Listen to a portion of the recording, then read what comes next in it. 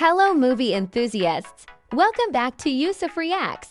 I am Lois and today we are going to talk about the much anticipated movie Kingdom of the Planet of the Apes. Many years after the reign of Caesar, a young ape goes on a journey that will lead him to question everything he's been taught about the past and make choices that will define a future for apes and humans alike. The new Apes movie is set many years after the conclusion of 2017's War for the Planet of the Apes. Many ape societies have grown from when the Moses-like Caesar brought his people to an oasis, while humans have been reduced to a feral-like existence. Some ape groups have never heard of Caesar, while others have contorted his teaching to build burgeoning empires. In this setting, one ape leader begins to enslave other groups to find human technology, while another ape, who watched his clan be taken, embarks on a journey to find freedom. A young human woman becomes key to the latter's quest, although she has plans of her own, set several generations in the future following Caesar's reign, in which apes are the dominant species living harmoniously and humans have been reduced to living in the shadows. As a new tyrannical ape leader builds his empire, one young ape undertakes a harrowing journey that will cause him to question all that he has known about the past and to make choices that will define a future for apes and humans alike. Many generations after Caesar's death, the apes have established numerous clans, while humans have become feral.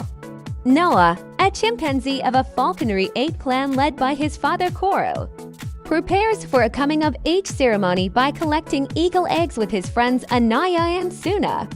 However, a human scavenger follows Noah home and inadvertently cracks his egg during a scuffle before fleeing.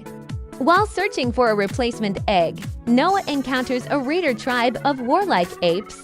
As he hides from them, the apes follow Noah's horse to track down his clan. Upon returning home, Noah finds his village burning, with the raider leader Silva killing Koro before knocking Noah unconscious. Noah awakens, discovering his family and clan have been abducted. He buries his father and sets out to rescue his clan. On his journey, he is joined by an orangutan named Raka, who tells Noah about Caesar's teachings. The two apes notice they are being followed by the human scavenger from earlier. Raka offers her food and a blanket, naming her Nova. When the trio encounters a group of feral humans, Silva's raiders suddenly attack them. Noah and Raka rescue Nova, who, to their surprise, can speak. She reveals that her real name is May and that the raiders took his clan to a beachfront settlement located outside an old human vault. While on their way to the settlement, they are ambushed by Silva while attempting to cross a bridge. In the ensuing fight, Raka saves May from drowning, but Silva severs the rope he was holding onto and the river washes him away. Noah and May are captured and taken to the apes' coastal camp. There, Noah reunites with his clan and is introduced to the self-proclaimed ape king, Proximus Caesar. Proximus has enslaved Noah's clan, using their labor to attempt to open the vault and access the human technology locked inside. Proximus invites Noah to dinner along with May and Trevathan, a human who has allied himself with the apes, teaching Proximus about the old human world. Proximus believes that Noah knows how to open the vault and warns him that May only has her own interests in mind. Noah confronts May, demanding the truth in exchange for his help. May discloses knowledge of a hidden vault entry and a mysterious book capable of restoring speech to humanity. Noah agrees to help her gain access to the vault, hoping to destroy Proximus' settlement and lead his clan back home. Noah, May, Suna, and Anaya secretly plant explosives around the sea levee that surrounds the vault and settlement. Trevathan interrupts and plans to warn Proximus, but May kills him. As the group enters the secret entrance, the vault is revealed to be a military bunker, housing a stockpile of weapons, with May's book being a deciphering key for a satellite. Meanwhile, the apes discover old picture books depicting humans as the once dominant species and apes in cages at the zoo, leading them to grow suspicious of May. As they make their way out of the bunker, the group is confronted by Proximus and his tribe, who threatens to kill Suna, but is stopped when May uses a gun to shoot the ape holding Suna. Proximus agrees to let May leave if she tells them where the other weapons are. May refuses and triggers the explosives, flooding the bunker while the apes are still inside. As the apes climb to higher ground, Noah is pursued by Silva. Eventually, Noah traps Silva, causing him to drown.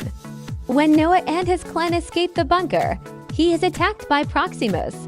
Proximus demands that Noah kneel before him, but Noah leads his clan in summoning their eagles to attack Proximus, resulting in him falling off the cliff. As Noah's clan returns to rebuild their home, May bids farewell to Noah. She explains that humans deserve another chance since they were once the dominant species. But Noah questions if apes and humans can coexist peacefully.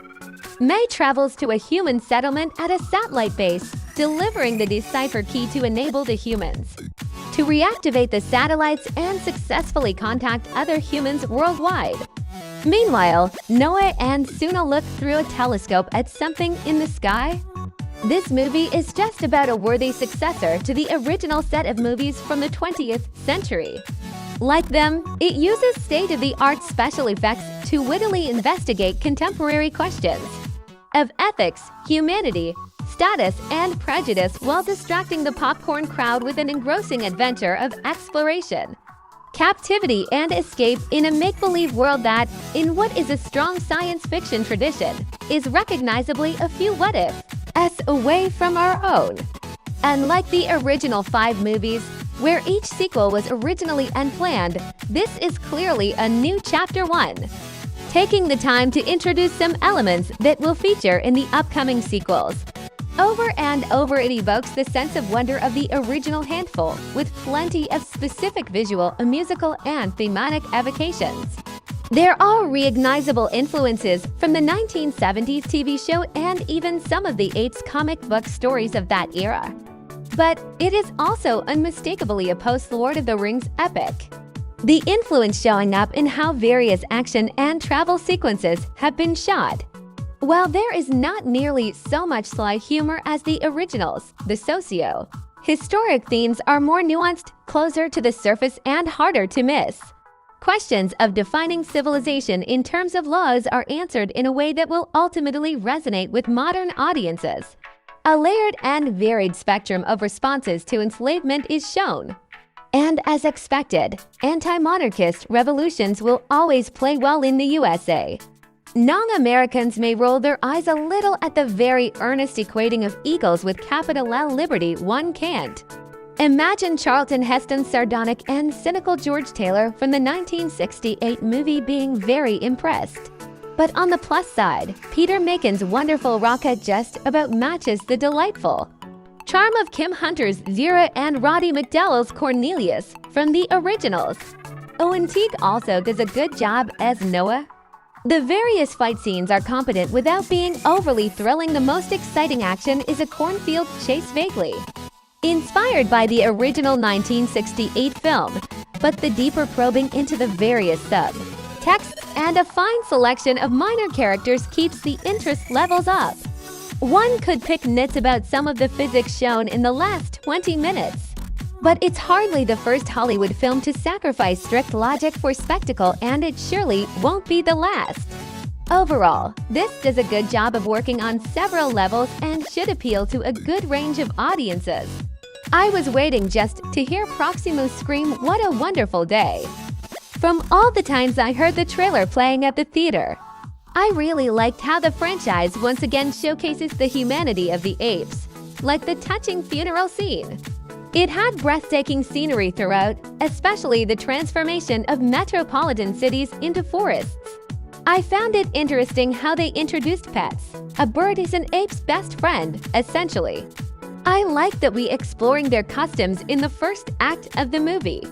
While the film's length and the extensive world building sometimes made it feel a bit slow, every scene served a purpose in the end. Especially considering this is setting the stage for a new era in the Planet of the Apes movies. We get to see how the environment, the apes, and the humans have evolved.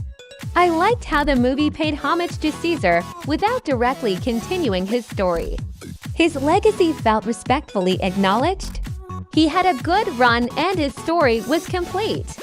The premise of the movie, particularly the portrayal of the antagonists, reminded me of religious wars, where the apes resemble Christian crusaders. Using a historic figure's image to justify war and violence, a theme with deep implications.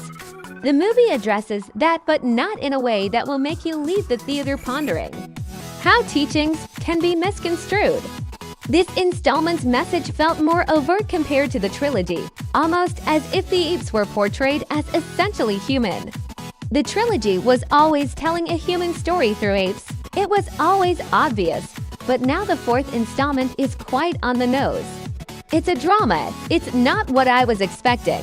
I thought it'd be more action-packed, but it's still good. It was different to my expectations. The way War for the Planet of the Apes also wasn't a full-blown war as well. I also think this is the first movie since the trilogy started where Earth was now actually a planet of apes. Humans clearly have been dominated. Following up on Caesar was always gonna be difficult. I think he was a beloved character and we got to see his whole journey. The new lead character Noah is alright. However, I didn't find myself super captivated by him. We got to see Caesar's full character arc, birth to death. While Noah is already a little older, coming of age. His story is still interesting though. The conflict of ideas between Noah and May could have been more intense. There were times when I thought this is about to be a big fight, argument, and it's just meh. It wasn't as thought-provoking as I would have liked. I liked Proximus Caesar though. I thought he made quite the enticing antagonist. Second most interesting character after Raka ***. The ending hints at the possibility of another trilogy, laying a solid foundation for future installments. Overall, I liked it more than Rise of the Planet of the Apes, but not as much as the sequels. Dawn of the Planet of the Apes is still my favorite. It's not as epic as I thought it'd be. I think it's more enjoyable if you're already into the franchise. It doesn't do anything terribly. I just didn't walk out of the theater thinking, wow. People were applauding a lot throughout the movie actually.